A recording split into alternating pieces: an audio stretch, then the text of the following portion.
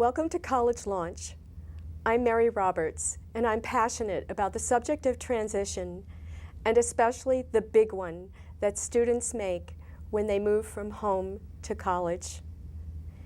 Today, we have Mike Yip here, a parent of a college-bound student, and we're going to talk about the transition his son is making.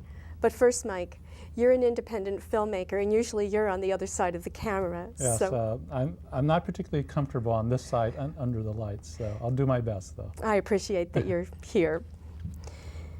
So your son will soon move to California to study physics and meteorology at San Jose State. Why did he choose a California school? Well, my son Jackson didn't specifically look for a California school. He was looking for the best program that fit what he thought he wanted academically. He wasn't so concerned with how the living conditions were, although obviously that plays into it. But he's familiar with the San Francisco Bay Area, where San Jose State is located. He's spent quite a bit of time out there because my family is all in the Bay Area, and I grew up there. So I think he likes the lifestyle. He knows enough about it. He likes the climate. He liked the school. He met a number of professors in the program at San Jose State that just wowed him. And I think that's what sold him on the school. It's wonderful that he knows what he wants, because many students aren't sure at all.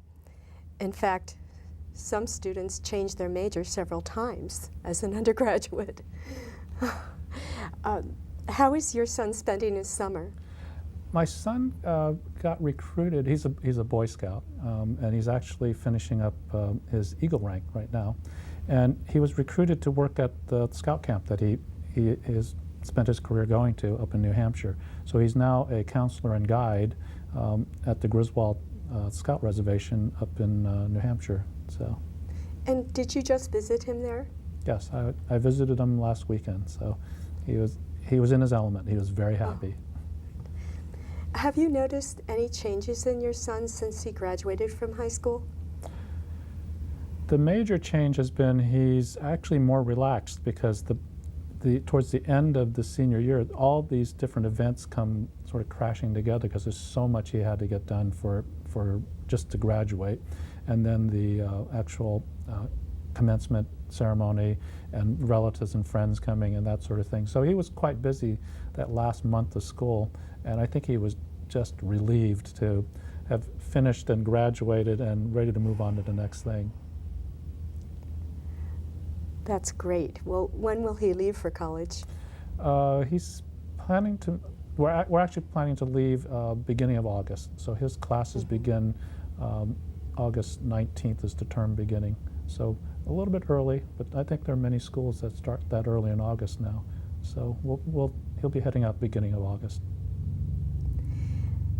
And I understand that eventually you'll be moving to California. Yeah. So not only is he packing his bags to move to campus, but you're packing up your household.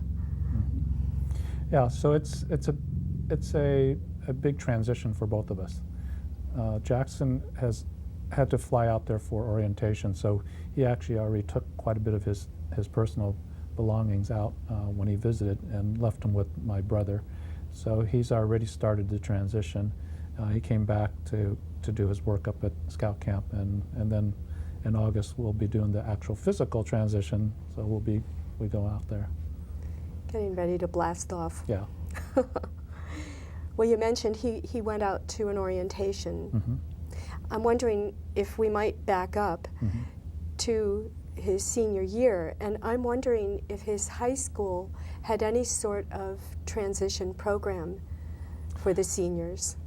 Not that I know of that was specifically for college, except to prepare him academically, to make sure he had the academic prep for college level work, but not any sort of I think psychological or social way, because I think that is very experiential. There's almost no way to prepare someone for that big of a shift. So I don't recall him telling me about any sort of orientation towards college, I think that happened more at the college campus itself.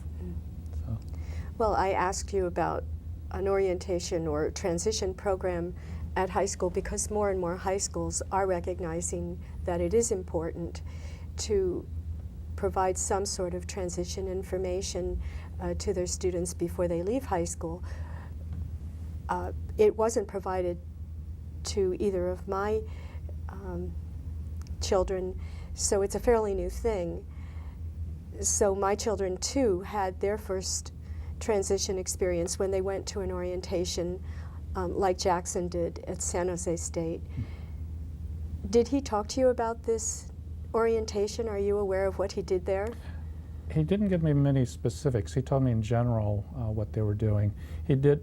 One of the first things they did was he got his school ID, right, so first off, and they gave him a tour of some of the campus resources like the bookstore, where you get certain services, that sort of thing. I think they showed him around the dorms.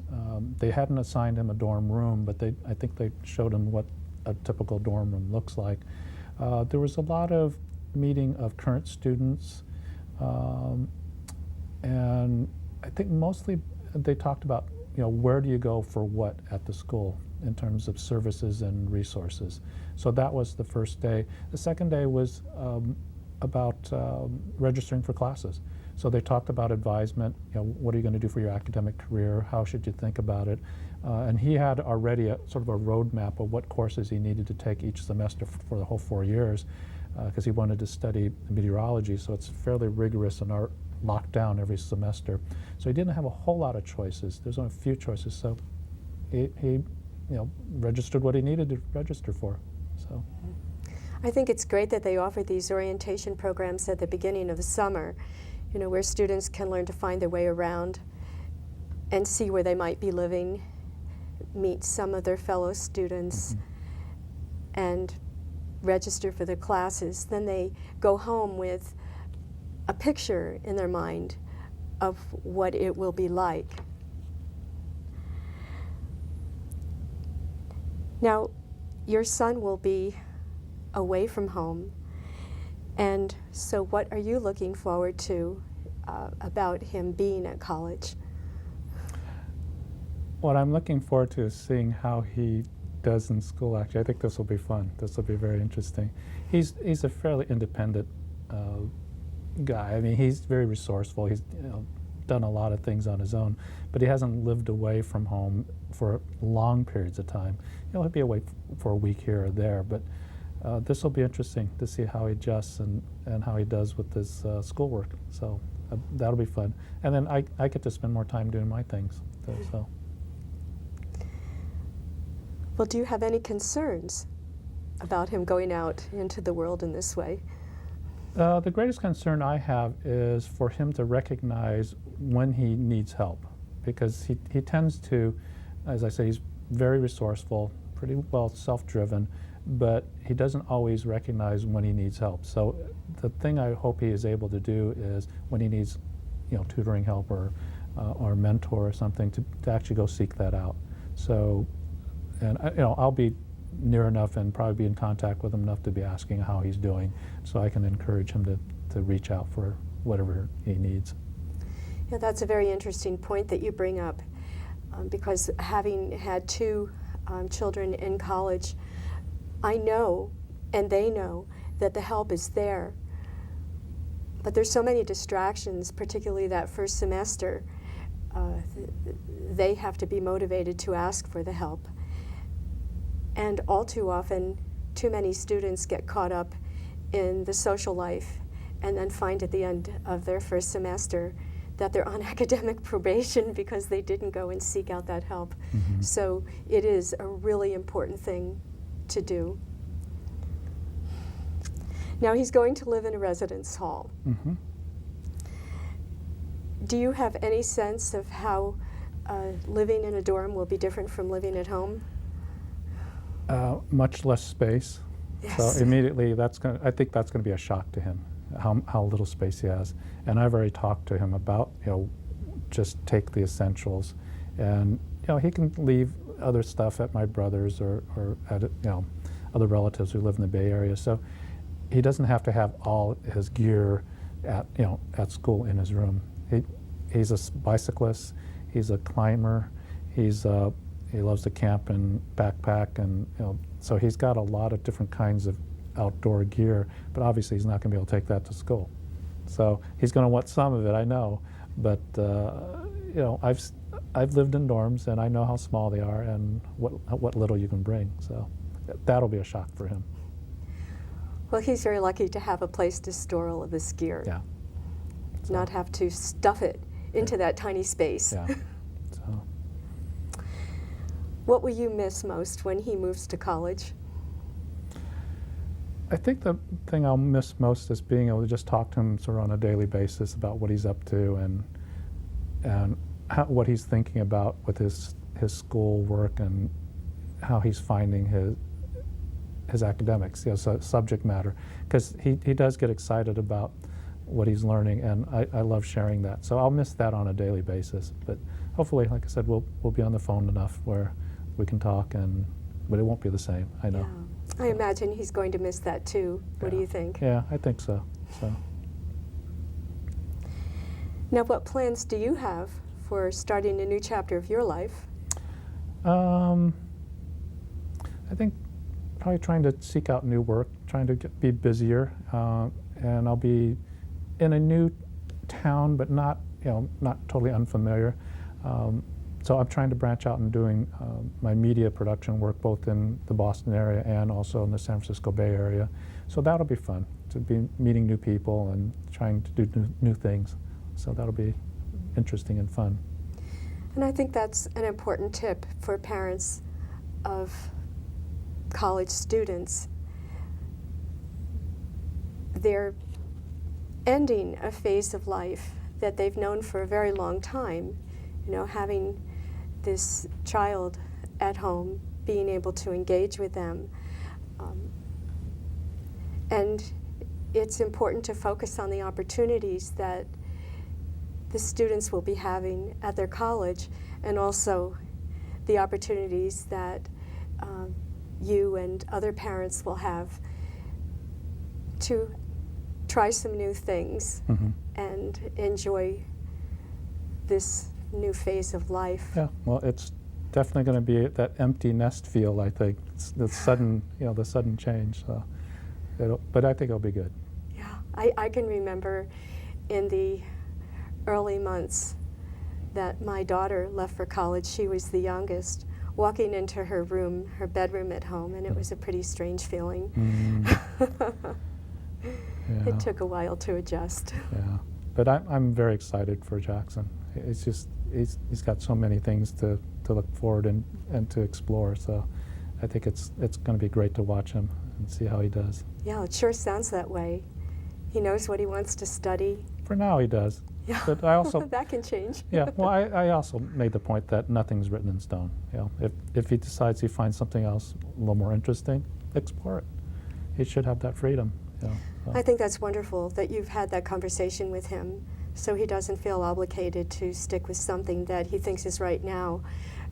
He'll be able to change when he finds something else, if and when. Yeah. Yeah. Well, Mike, thank you so much for being here with us today. Well, and thank you for inviting me. I'm Mary Roberts of College Launch, and thank you for joining us today, and we look forward to tuning in with you the next time.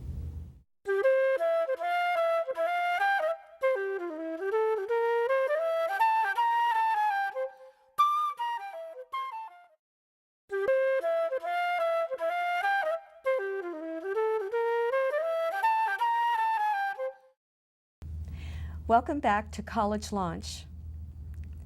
This is part B of our two-part program. You just heard Mike Yip, the father of a college-bound son, and they're going through this process for the first time. Today, we have Lucy McBride here with us, and she's the voice of experience with two college graduates, a college sophomore and a high school junior. You have helped 3 daughters move into college, into know. their college dorm rooms. It's hard to believe, isn't it? Well, can you tell us about this process? Was there anything that you found challenging the first time around? There were a lot of challenges the first time around. I think having daughters, they take on a whole new aspect of things. It's the amount of goods that need to be packed in the car. So that was our biggest challenge, the amount of things and what they needed and wanted. Well, I can say, having moved a daughter and a son to college, that the amount of things is not necessarily gender specific. I can remember my son brought all of his athletic socks, and there he was cramming 30 pairs of athletic socks in a drawer that was meant to hold about 10. Yeah. That was his thing. That was, yeah. We had that amount of, it was the clothing. You know, they just, all three of them so far had to bring everything. And I couldn't say, I tried to, talk them out of it, but they just felt like they had to bring it all. That was almost their comfort zone. Well, when they saw their dorm room and the amount of storage space, did they recognize that they couldn't have it all there? Did you end up taking some of it home? I did. The last daughter we moved in, she brought every pair of shoes, and right away she realized that it was too much. So that was good. So this year moving in, I think it'll be a lot better. But I realized that each dorm room that we moved a daughter into was totally different.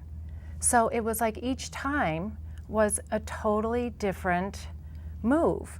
The first daughter was in a single room. The second one had four.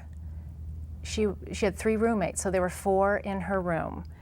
And storage was not great in that room, as you can imagine. And then the next daughter, the third daughter, was in a double. So every time we started, it was a different scenario. So that was kind of difficult too. Challenging. Yes, how to prepare for many different possible spaces that they could live in. And I think you've outlined it as a small single, Small single. a quad, Right. where they may just get a corner of a room. Yes. And I have a friend who likened it to yacht living. Yes. But you can fit a lot in a small area if you're creative. If you're creative. If you're creative. You have to be very organized. And then, of course, the double. Yeah. Yeah. Which was the biggest room, or best space. They had the best space in the double. Now, was there any way before they moved to go onto a website and get a sense of what these spaces would look like? Yes. One of the colleges did send out, a floor plan. I don't know if it really helped them. I mean, I could visualize it and try to help, but we knew where their storage was going to be. We knew where their beds were going to be, but it's, You have to really be there and see. I think so. I think so, and really figure it out. But the planning, the pre-planning, that was the challenge as well. I've developed a funnel system, FUNEL, and the first, it outlines questions that they can ask when they're at home packing, and the first question is, will it fit? And yet, I think seeing is believing. You have to actually get there and find out if it will fit. Right. The under the bed storage, that whole thing. You can buy just tons of, the storage units, and then you get there and it won't fit under your bed. And then that's a challenge too. But usually they do. Usually they do. I know that's something I recommend.